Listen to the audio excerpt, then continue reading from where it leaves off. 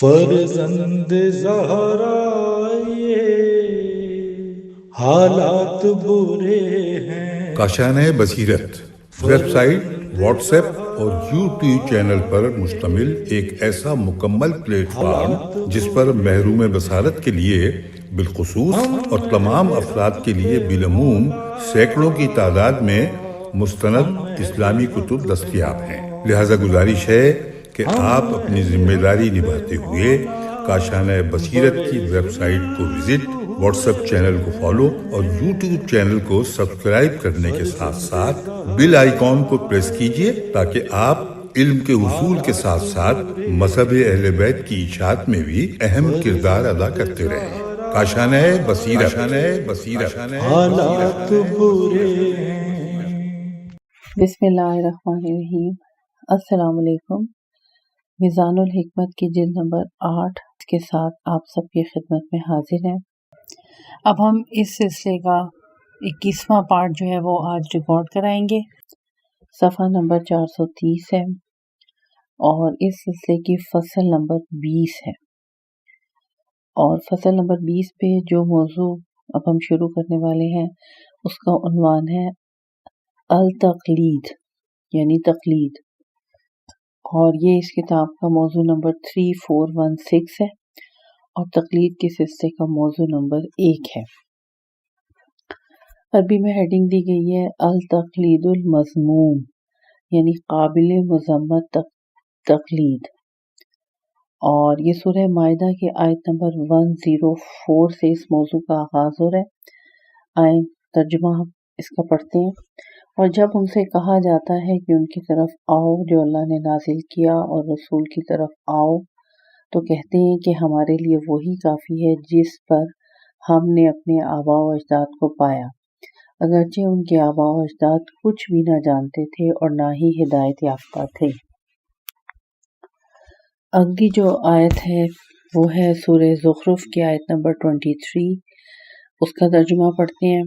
اور اسی طرح ہم نے آپ سے پہلے جس آبادی میں بھی کوئی ڈرانے والا بھیجا تو اس کے دولت مندوں نے بھی یہی کہا کہ ہم نے تو اپنے آباء و اجداد کو ایک روش پر قائم پایا ہے اور ہم تو انہی کے نقش قدم پر چلیں گے۔ اب آئیں اس سلسلے میں جو بھی احادیث ہیں ان کا مطالعہ کرتے ہیں۔ 16780 پہ حدیث کا ترجمہ۔ حذیفہ یمانی کہتے ہیں کہ حضرت رسول خدا صلی اللہ علیہ وآلہ وسلم نے فرمایا، لوگوں کے پیچھے چلنے والے نہ بنو، کہ کہو اگر لوگ اچھا کام کریں گے تو ہم بھی ویسا ہی کریں گے، اور اگر لوگ ظلم کریں گے تو ہم بھی ظلم کریں گے، بلکہ تم اپنے نفوس کو اپنے قابو میں رکھو۔ اگر لوگ اچھا کام کریں تو تم بھی اچھے کام کرو، اور اگر وہ برائی کریں تو تم ظلم نہ کرو۔ الترغیب والترہیب جلد نمبر 3 صفحہ 341 ہے اور اسے ترمذی نے روایت کیا ہے۔ 16781 پہ حدیث کا ترجمہ پڑھتے ہیں۔ حضرت امام جعفر صادق علیہ السلام کے بارے میں ہے کہ آپ نے اپنے ساتھیوں میں سے ایک شخص سے کہا، لوگوں کے پیچھے چلنے والے نہ بنو کہ کہتے پھرو میں تو لوگوں کے ساتھ ہوں اور میں ان میں سے ایک ہوں۔ بحار الانوار کی جلد نمبر 2 اور صفحہ نمبر 83 ہے۔ 16782 پہ حدیث کا ترجمہ۔ جزری اپنی کتاب النہائیہ میں کہتے ہیں کہ روایت میں ہے کہ عالم بنو یا طالب علم، اور لوگوں کے پیچھے چلنے والے نہ بنو۔ لوگوں کے پیچھے چلنے والوں سے مراد یہ ہے کہ جس کی اپنی رائے نہ ہو اور وہ ہر ایک کے پیچھے چلتا پھرے، اور ایک قول یہ ہے کہ اس سے مراد وہ شخص ہے جو ہر ایک سے یہ کہے میں تمہارے ساتھ ہوں۔ اسی سلسلے میں ابن مسعود کی روایت ہے کہ تم میں سے کوئی شخص دوسرے کے پیچھے چلنے والا نہ بنے۔ اس بارے میں پوچھا گیا کہ یہ کس طرح ہوتا ہے تو فرمایا جو کہے میں لوگوں کے ساتھ ہوں۔ نہائیہ ابن اسیر جلد نمبر 1 ہے اور صفحہ نمبر 67 ہے۔ 16785 پہ حدیث کا ترجمہ۔ سفیان بن خالد کہتے ہیں حضرت امام جعفر صادق علیہ السلام نے فرمایا، سفیان، ریاست طلبی یعنی حسب جاہ و مقام سے اجتناب کرو، کیونکہ جس نے بھی ایسا کیا ہے وہ تباہ ہو گیا۔ میں نے عرض کیا آپ پہ قربان جاؤں، پھر تو ہم سب تباہ ہو گئے۔ کیونکہ ہم میں سے ہر ایک کی یہی خواہش ہوتی ہے کہ اس کا ذکر کیا جائے، لوگ اس کی طرف رجوع کریں اور اس کی بات مانی جائے۔ امام علیہ السلام نے فرمایا، جس طرف تم جا رہے ہو وہ بات نہیں ہے، بلکہ مقصد یہ ہے کہ تم اس بات سے اجتناب کرو کہ کسی دلیل کے بغیر کسی شخص کو کسی منصب پہ فائز کر کے بلا چون و چرا اس کی ہر بات کی تصدیق کرتے جاؤ اور دوسرے لوگوں کو بھی اس کی بات ماننے کی دعوت دو۔ بہار الانوار کی جلد نمبر 2 ہے اور صفحہ نمبر 83 ہے۔ 16786 پہ جو حدیث ہے اس کا ترجمہ، عدی بن حاتم کہتے ہیں کہ میں نے حضرت رسول خدا صلی اللہ علیہ وسلم کی خدمت میں حضرت رسول خدا صلی اللہ علیہ وسلم کی خدمت میں حاضر ہوا تو آپ اس وقت سورہ برات کی یہ آیت تلاوت فرما رہے تھے، جس کا ترجمہ ہے کہ یہود و نصارہ نے اللہ کے بجائے اپنے عالموں اور اپنے راہوں کو رب بنا لیا ہے۔ سورہ برات کی آیت نمبر 31 ہے۔ سورہ برات کی آیت نمبر 31 کا دوبارہ میں ترجمہ پڑھتی ہوں کہ یہود و نصارہ نے اللہ کی بجائے اپنے عالموں اور اپنے راہبوں کو رہبر بنا لیا ہے۔ پھر فرمایا، تمہیں معلوم ہونا چاہیے کہ وہ لوگ ان کی عبادت نہیں کرتے تھے، بلکہ جو چیز ان کے عالم اور راہب ان کے لیے حلال کرتے تھے انہیں وہ بھی حلال سمجھتے تھے، جو وہ حرام کر دیتے تھے وہ بھی انہیں حرام سمجھتے تھے، اور اس بارے میں وہ ان کی اتباع کیا کرتے تھے۔ تفسیر در منصور جلد نمبر 3 ہے اور صفحہ نمبر 231 ہے۔ 16787 پہ حدیث کا ترجمہ، اللہ تعالیٰ کے اس قول یعنی وہی سورہ برات کی آیت نمبر 31 کے بارے میں فرماتے ہیں، واللہ یہ لوگ اپنے علماء اور راہبوں کے لیے نماز اور روزے جیسی عبادات انجام نہیں دیا کرتے تھے، بلکہ ان لوگوں نے ان کے واسطے حلال کو حرام اور حرام کو حلال کر دیا تھا، بس انہوں نے ان کی پیروی کر لی تھی۔ حضرت امام جعفر صادق علیہ السلام، بہار الانوار کی جلد نمبر 2 ہے اور صفحہ نمبر 98 ہے۔ 16788 پر حدیث کا ترجمہ، اسی آیت کے بارے میں فرمایا، باخدا ان کے علماء اور راہبوں نے انہیں اپنی ذات کی عبادت کی طرف نہیں بلایا تھا۔ راہبوں نے انہیں اپنی ذات کی عبادت کی طرف نہیں بلایا تھا، اگر وہ عبادت کی دعوت دیتے بھی تو وہ ان کا کہنا ہرگز نہ مانتے، بلکہ انہوں نے حلال کو حرام اور حرام کو حلال کر دیا تھا، لہٰذا وہ ان کی غیر شعوری طور پر عبادت کرنے لگ گئے تھے۔ امام جعفر صادق علیہ السلام، بہار الانوار جلد نمبر 2 صفحہ نمبر 98۔ 16789 پہ حدیث کا ترجمہ، سعد الخیر کے نام حضرت امام تقی علیہ السلام کے نام مکتوب سے اقتباس۔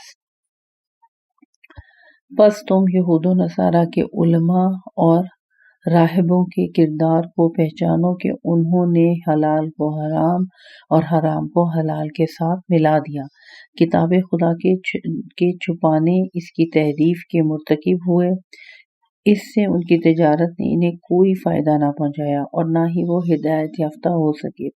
پھر تم اس امت سے بھی ان لوگوں کو پہچانو جنہوں نے ان جیسے کاموں کا ارتکاب کیا، جو کتاب خدا کے حروف پر تو قائم رہے لیکن اس کی حدود میں تحریف کے مرتکب ہوئے۔ وہ بڑے بڑے سرداروں اور امیروں یا کثرت کے ساتھ ہو گئے، چنانچہ جو ان سرداروں اور امیروں کی خواہش ہوتی ہے تو وہ دین کے لحاظ سے بھی ان کی اکثریت کے ساتھ ہو جاتے ہیں، اور یہی ان کا مبلغہ علمی ہے۔ ایسے لوگ یہود و نصارہ کے علماء اور راہبوں کی مانند ہیں، خواہشات نفسانی کے قائد اور ہلاکتوں کے سردار۔ فروغ کافی ہے، جلد نمبر 8 ہے، صفحہ نمبر 54 اور صفحہ نمبر 55۔ 16790 پہ حدیث کا ترجمہ، بات یہ ہے کہ جو شخص جان بوجھ کر گمراہی کو ہدایت سمجھ کر اسے اختیار کر لے اور حق کو گمراہی سمجھ کر اسے ترک کر دے تو کوئی بھی ایسے شخص کی ہلاکت کے بارے میں اس کا عذر قبول نہیں کرے گا۔ حضرت علی علیہ السلام، بہار الانوار کی جلد نمبر 5 ہے اور صفحہ نمبر 305 ہے۔ قول مؤلف ملاحظہ ہو باب کفر حدیث نمبر 17692 نیز باب یہ نہ کہو کہ میں بھی لوگوں کے ساتھ ہوں۔ موضوع ہے 3417 اور تقلید کے سلسلے کا یہ موضوع نمبر 2 ہے۔ من نقلد، کس کی تقلید کی جائے۔ 16791 پر سورہ بقرہ کی آیت نمبر 79 سے اللہ تعالیٰ کے اس قول کہ پس صد افسوس ہے ان لوگوں پر جو اپنے ہاتھ سے کتاب لکھتے ہیں پھر کہتے ہیں کہ یہ اللہ کی جانب سے ہے۔ سورہ بقرہ کی آیت نمبر 79 کے بارے میں ایک شخص نے حضرت امام جعفر صادق علیہ السلام سے پوچھا، جب یہودیوں کی یہ قوم اپنی کتاب کے بارے میں صرف وہی کچھ جانتی تھی جو اس نے اپنے علماء سے سنا تھا، اس کے سوا ان کے پاس کوئی راستہ بھی نہ تھا، تو پھر ان علماء کی تقلید پر اس قوم کی مذمت کیوں کی گئی؟ کیا یہودی عوام بھی اپنے علماء کی اسی طرح تقلید کرتے تھے جس طرح ہمارے عوام اپنے علماء کی تقلید کرتے ہیں؟ امام علیہ السلام نے فرمایا، ہمارے عوام و علماء اور یہودیوں کے عوام و علماء میں ایک لحاظ سے فرق اور ایک لحاظ سے یگانگت ہے۔ یگانگت اس لحاظ سے کہ اللہ تعالیٰ نے ہمارے عوام کی اپنے علماء کی تقلید کرنے پر اسی طرح مذمت کی ہے جس طرح ان کے عوام کی مذمت کی ہے، لیکن فرق ایسا نہیں ہے۔ اس نے عرض کیا، فرزند رسول صلی اللہ علیہ وآلہ وسلم ذرا اس کی وضاحت فرما دیجئے۔ پس آپ نے فرمایا، یہودی عوام اچھی طرح جان چکے تھے کہ ان کے علماء سری جھوٹ بولتے ہیں، حرام اور رشوت کا مال کھاتے ہیں، واجب احکام کو سفارش، بخشش اور دوسرے کئی انداز میں تبدیل کر دیتے ہیں۔ وہ یہ بھی جانتے تھے کہ جو ان کے دین کو اپنائے ہوئے ہیں ان کے حق میں زبردست تعصب کرتے ہیں، اور جب تعصب کرتے ہیں تو حق کو اس کے مستحق سے ہٹا کر غیر مستحق کو دے دیتے ہیں۔ اسی وجہ سے دوسروں پر ظلم کرتے ہیں، فعل حرام کا ارتکاب کرتے ہیں۔ نیز یہود عوام کو یہ بھی اچھی طرح معلوم تھا کہ جو شخص ان جیسے افعال کا ارتکاب کرتا ہے وہ فاسق ہے وغیرہ۔ اسی بنا پر اللہ نے ایسے لوگوں کی مذمت فرمائی ہے جو یہ سب کچھ جاننے بوجھنے کے باوجود ان کی تقلید کرتے ہیں، حالانکہ وہ یہ بھی جانتے ہیں کہ ان علماء کی باتوں کو قبول کرنا اور ان کی بیان کردہ گفتگو کی تصدیق کرنا جائز نہیں ہے۔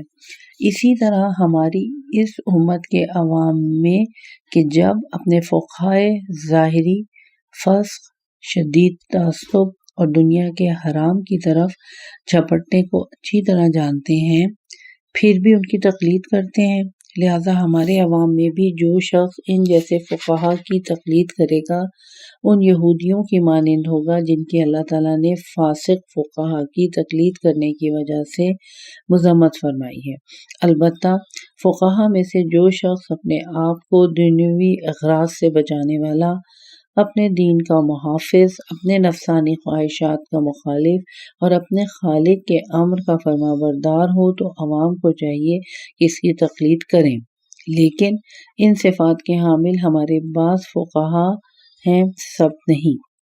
امام حسن عسکری علیہ السلام احتجاج تبریزی جلد نمبر 2 ہے اور صفحہ نمبر 263 ہے۔ 16792 پہ حدیث کا ترجمہ پڑھتے ہیں۔ جب تم دیکھو کہ کسی کی ظاہری وضاقتہ اور سیرت و صورت اچھی ہے، بولنے میں باتکلف خاموشی اختیار کرتا ہے، حرکات و سکنات میں نرمی سے کام لیتا ہے، تو صبر کرو اور فوراً اس کے جھانسے میں نہ آ جاؤ، کیونکہ بہت سے افراد ایسے ہیں جنہیں ان کی نیت کی کمزوری اور دل کی ناتوانی اس بات کے لیے عاجز کر دیتی ہے کہ دنیا کو سمیٹ لیں اور حرام کا ارتکاب کریں۔ ایسے لوگوں نے دین کو دنیا کے سمیٹنے کے لیے ایک پھندا بنایا ہوا ہے۔ جب اسے دیکھو کہ تکلف کرتے ہوئے مال حرام سے بچنے کا اظہار کر رہے تو اس کے جھانسے میں نہ آ جاؤ، کیونکہ مولوک کی خواہشات مختلف ہوا کرتی ہیں، لیکن صحیح معنی میں اور بہترین صورت میں انسان وہ شخص ہے جس نے اپنی خواہشات کو امر الہی کا پابند بنا دیا ہو، اپنی تمام ظاہری اور باطنی قوتوں کو رضا الہی کی طرف موڑ دیا ہو، سمجھتا ہے کہ حق کو اپنا کر بھی اگر ذلت حاصل ہوتی ہے تو وہ ابدی عزت کا پیش خیمہ ہے۔ اس ظاہری عزت سے بہتر ہے جو باطل کو اپنا کر ہمیشہ کی رسوائی کا موجب بن جاتی ہے۔ نیز وہ یہ بھی جانتا ہے کہ اس راہ پر قائم رہ کر جو تھوڑی بہت تکلیف ہوتی ہے وہ ابدی نعمتوں کا پیش خیمہ ہوتی ہے۔ ایسا انسان بہترین انسان ہے، پس ایسے شخص کے دامن سے وابستہ ہو جاؤ، اس کے کردار کو اپناؤ اور اسی کے ذریعے اپنے تک رسائی کے لیے متوسل ہو جاؤ، کیونکہ ایسے شخص کی کوئی دعا رد نہیں ہوتی اور نہ کوئی طلب ناکام ہوتی ہے۔ امام زین العابدین علیہ السلام، بحار الانوار کی جلد نمبر 2 ہے اور صفحہ نمبر 850۔ اب صفحہ نمبر 439 پہ تقلید کے سلسلے میں بحث علمی و اخلاقی کی جا رہی ہے۔ اب آئیں پڑھتے ہیں کہ یہ کیا بحث ہے۔ تقلید کے بارے میں علمی و اخلاقی بحث، اور ترجمہ پڑھیں گے۔ مفسر المیزان فرماتے ہیں، گزشتہ امتوں میں سے قرآن مجید میں جس امت کا زیادہ تذکرہ ملتا ہے وہ بنی اسرائیل ہے۔ اسی طرح تمام انبیاء میں سب سے زیادہ ذکر حضرت موسیٰ بن عمران علیہ السلام کا ہے کہ قرآن مجید میں جن کا نام 136 مقامات پر کیا گیا، جو حضرت ابراہیم علیہ السلام کے تذکرے سے بھی دگنا ہے، کیونکہ ان کا نام قرآن پاک میں 69 مرتبہ لیا گیا ہے۔ اس کی ظاہری وجہ یہ ہے کہ اسلام چونکہ دین حنیف ہے، اس کی بنیادیں نظریہ توحید پر اٹھائی گئی ہیں۔ اس کی بنیادیں نظریہ توحید، یا مس پرنٹنگ ہوئی ہے، اس کی بنیاد نظریہ توحید پر اٹھائی گئی ہے۔ اس کے مونس حضرت ابراہیم علیہ السلام ہیں۔ اسی دین اسلام کو اللہ تعالیٰ نے اپنے پیغمبر حضرت محمد مصطفیٰ صلی اللہ علیہ وآلہ وسلم پر کامل اور اکمل فرمایا ہے، جیسا کہ ارشاد الہی ہے کہ یہ تمہارے باپ ابراہیم کا دین ہے، اس نے تمہارا نام پہلے ہی مسلم یعنی سر تسلیم کرنے والا رکھا ہے۔ سورہ حج کی آیت نمبر 78 کا ترجمہ تھا جو میں نے پڑھا ہے۔ بنی اسرائیل سخت جھگڑالو قوم تھی اور حق کے آگے سر تسلیم خم کرنے کے لیے جلد تیار نہیں ہوتی۔ اسی طرح کفار عرب تھے جن سے رسول اکرم صلی اللہ علیہ وآلہ وسلم کا پالا پڑا تھا، اور نوبت یہاں تک پہنچی کہ اللہ تعالیٰ کو کہنا پڑا، ان الذین کفروا سواء علیہم انذرتہم ام لم تنذرہم لا یؤمنون۔ یقیناً جو لوگ کافر ہیں ان کے لیے برابر ہے کہ آپ انہیں ڈرائیں یا نہ ڈرائیں، وہ ایمان نہیں لائیں گے۔ سورہ بقرہ کی آیت نمبر 6۔ بنی اسرائیل کی جس سنگ دلی اور جور و جفا کے تذکرے قرآن نے کیے ہیں وہ سب ان کفار میں موجود تھے۔ چنانچہ اگر بنظر غائب دیکھا تو معلوم ہوگا کہ بنی اسرائیل ایسے لوگ تھے جو مادیت کے دل دادا تھے اور ہر اس چیز کو قبول کر لیتے تھے جس میں دنیاوی لذتیں محسوس انداز میں موجود ہوتی تھی۔ اس کے علاوہ وہ کسی چیز پر ایمان لانے کے لیے تیار نہیں ہوتے تھے۔ اسی طرح اس امت کے افراد تھے، وہ بھی محسوس چیزوں پر ایمان لانے پر تیار تھے اور مادی لذت و کمال کو قبول کرتے تھے۔ آج بھی یہی صورتحال ہے۔ یہی وہ صورتحال تھی جس نے بنی اسرائیل کے عقول و ارادوں کو حس مادہ کے علاوہ کسی چیز کو قبول کرنے سے روکا ہوا تھا، یعنی اس چیز کو قبول کیا جاتا تھا جو محسوس اور مادی ہو، یعنی جسے حس مادہ صحیح قرار دیں اسے وہ قبول کرتے تھے، اور جس غیر محسوس اور غیر مادی ہو خواہ حق ہو اس کا انکار کر دیتے تھے۔ مادیت پرستی ان میں اس قدر راسخ ہو چکی تھی کہ وہ ہر اس چیز کو قبول کر لیتے تھے جسے ان کے سردار جو مادیت کے جمال دنیا کی ظاہری شان و شوکت کے دلدادہ تھے اچھا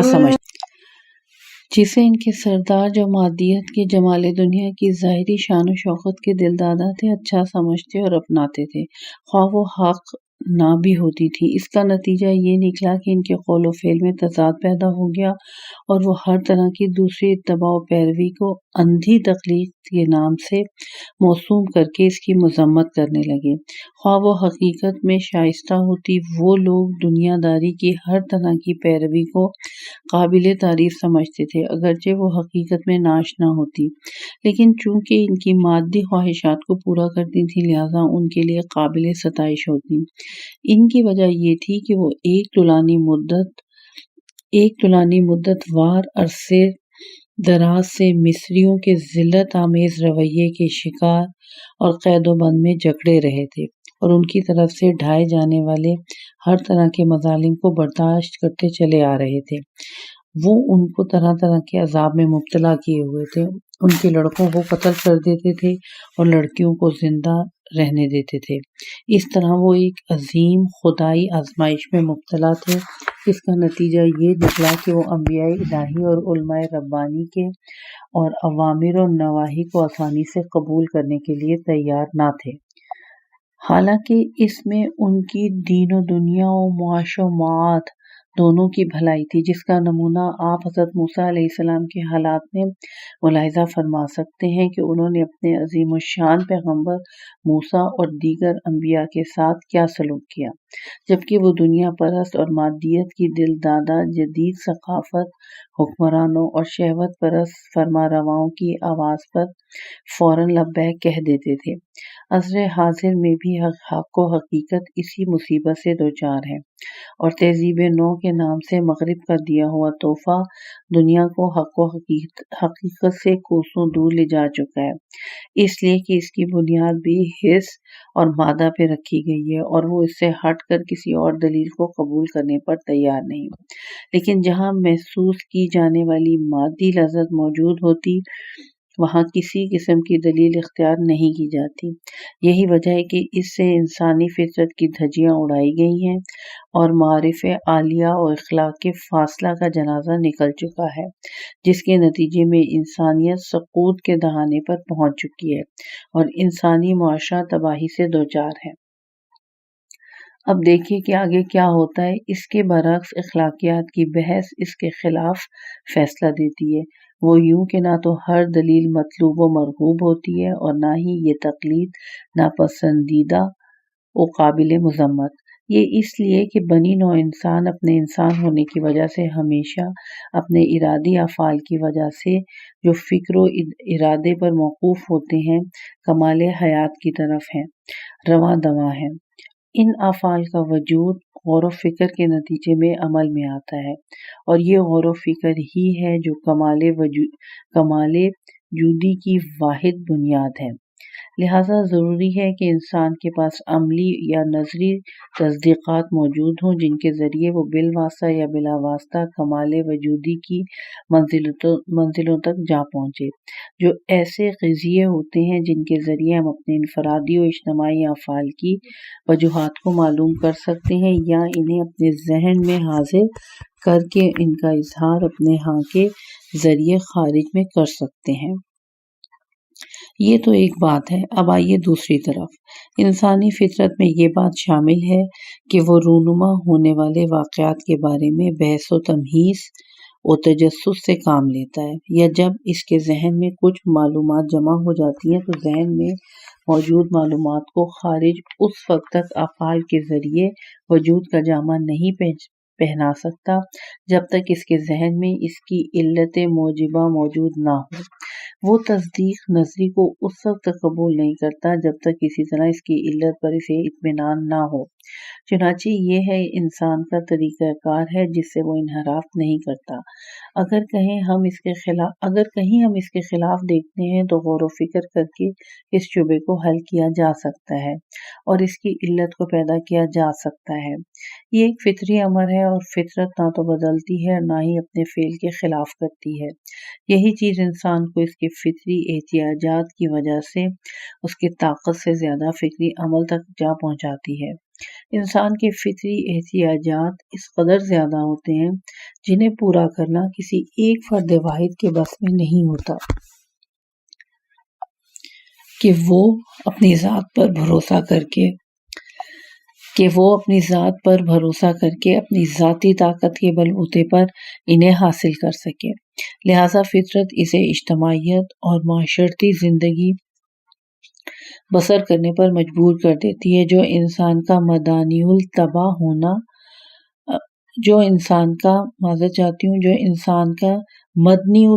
ہونا اور آپس میں مل جل کے رہنا۔ اسی طرح ضروریات زندگی کے لیے کئی ابواب مقرر کیے گئے، انہیں معاشرے کے افراد کے درمیان تقسیم کر دیا گیا ہے۔ ہر ایک باب کے لیے معاشرے کے مختلف گروہ و افراد مقرر کیے گئے، جنہیں ان کے درمیان تقسیم کر دیا گیا ہے، جس طرح کسی جاندار کے مختلف اعضاء ہوتے ہیں اور ہر ایک عضو کا اپنا کام ہوتا ہے جسے وہ انجام دیتا ہے، لیکن اجتماعی فائدہ اسی جاندار ہی کو حاصل ہوتا ہے۔ انسانی ضروریات اپنی نوعیت کے اعتبار سے بڑھتی رہتی ہیں اور ان کا دائرہ روز بروز وسیع ہوتا رہتا ہے۔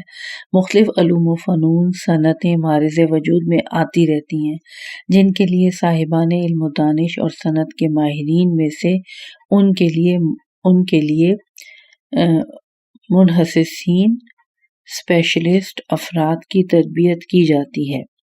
ماہرین فن پیدا کیے جاتے ہیں۔ چنانچہ ایک زمانہ تھا جس میں بہت سے علوم و صنعتیں صرف ایک حد تک محدود تھیں، ان میں سے ہر ایک علم و فن یا صنعت کے لیے صرف ایک ہی فرد کافی ہوتا تھا، لیکن آج صورتحال اس لیے مختلف ہے۔ ہم دیکھ رہے ہیں کہ صرف ایک علم یا ایک فن یا ایک صنعت کئی ابواب میں تقسیم ہو چکے ہیں اور ہر ایک کے کئی شعبے بن چکے ہیں۔ مثلاً قدیم زمانہ میں طب صرف ایک فن ہوتا تھا، لیکن آج یہ کئی فنون کی صورت اختیار کر چکا ہے، جن کے لیے صرف ایک فرد واحد مختص بن کر کفایت نہیں کر سکتا، بلکہ ہر ایک فن کے لیے کئی مختصین کی ضرورت ہوتی ہے۔ یہی وجہ سے ہے کہ فطری الہام کے انسان کو اس بات کی دعوت دیتا ہے کہ انسان کسی ایک شغل کو مستقل طور پر اپنائے اور اس میں خصوصیت حاصل کرے، لیکن دوسرے امور میں ایسے افراد کی اتباع کرے جن کی مہارت اور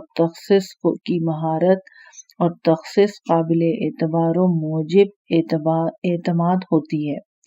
اسی لیے معاشرے کے صاحبان عقل و بصیرت کا فیصلہ ہے کہ جو شخص کسی چیز کو تفصیلی دلائل کے ساتھ نہیں جانتا، نہ ہی یہ چیزیں اس کے بس میں ہیں، تو اسے چاہیے کہ وہ اس فن کے ماہرین اور مختصین کی طرف رجوع کرے اور ان کے بتائے ہوئے اصولوں کی اتباع کرے، جو تفصیلی دلائل کے ساتھ اس کا علم رکھتے ہیں۔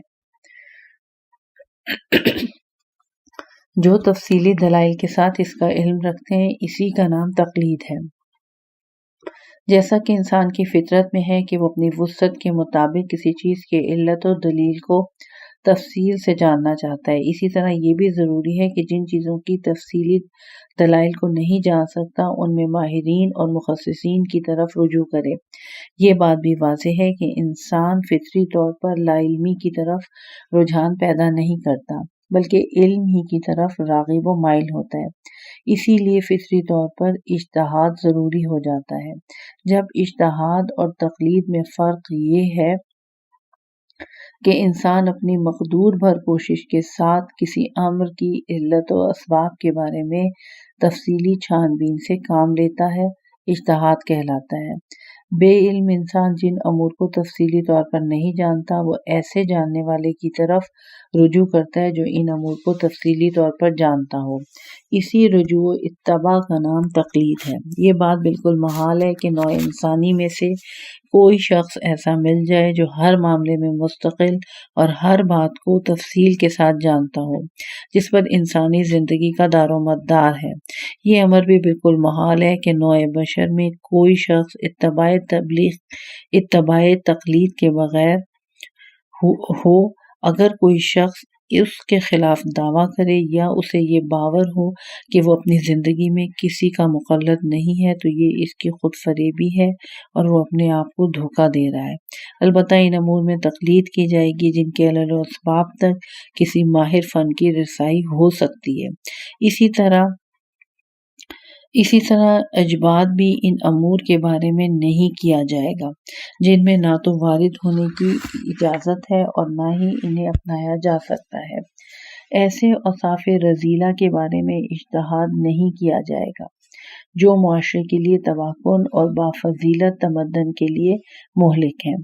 غیر مشروط اور مطلق اتباع و پیروی خدا کی ذات کے علاوہ کسی اور کے لیے جائز نہیں ہے، کیونکہ خداوند متعال ایسا سبب ہے جس تک تمام اسباب کی انتہا ہوتی ہے۔ تفسیر المیزان کی جلد نمبر اول صفحہ نمبر 209 تا صفحہ نمبر 212 کا ترجمہ جو ہے وہ پڑھا گیا۔ ایک طرف عربی تھی اور ہم نے اس کا ترجمہ پڑھنے کی کوشش کی۔ اس پارٹ کا یہیں پر اختتام کرتے ہیں اور ہم نے صفحہ نمبر 448 تک پڑھ لیا ہے۔ ابھی کتاب میزان الحکمت کی جلد نمبر 8 جو ہے وہ جاری ہے۔